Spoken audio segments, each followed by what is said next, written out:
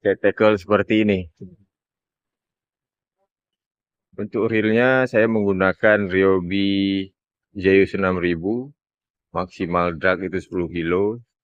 Terus untuk PE line kita pakai Jabrik nomor 6, Joran Elito GT Hunter. Ini joran ini berkapasitas PE 4 sampai 6.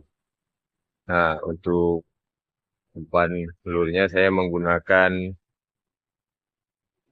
diving popper 30 gram handmade dari produksi sendiri dari Komawe.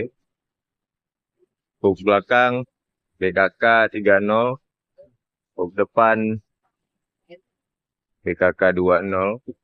Untuk leadernya saya pakai Parlon 100.